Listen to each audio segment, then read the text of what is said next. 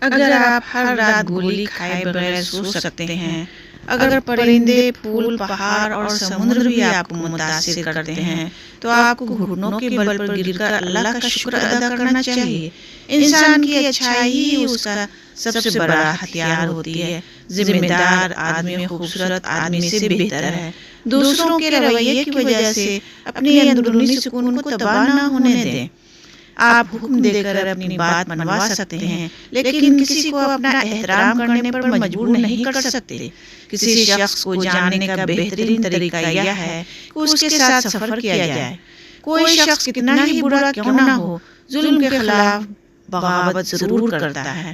جب بھی آپ کا دل تلخ ہو تو اپنی زبان پر کبھی اعتبار نہ کرنا۔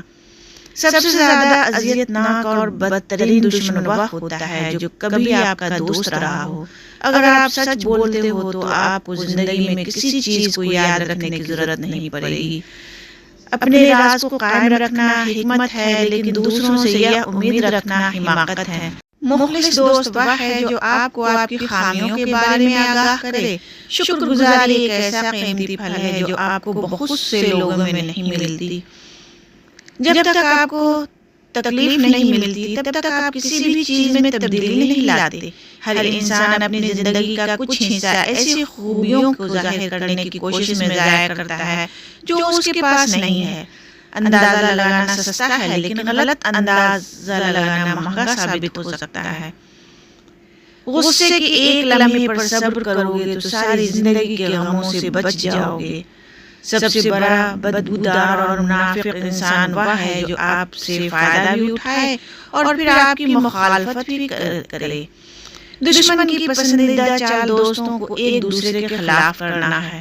انسان کا اخلاق زبان، سوچ اور ظرف بتا دیتا ہے کہ وہ ان پڑھ ہے، پڑھا لکھا ہے یا پڑھا لکھا جاہل۔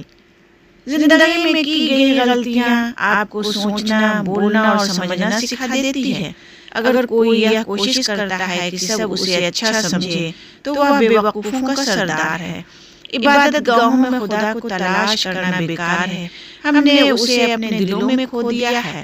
میری بات پر یقین کریں یا نہ کریں، لیکن آپ کے رشتہ دار آپ سے خفیہ طور پر نفرت کرتے ہیں۔ ان لوگوں کی باتوں پر دھیان نہ دو جو دوسروں کے خلاف اپنے دل میں حسد رکھتے ہوں۔ آج کے زمانے میں لوگ سوچ تو بدلنا چاہتے ہیں، لیکن صرف دوسروں کی۔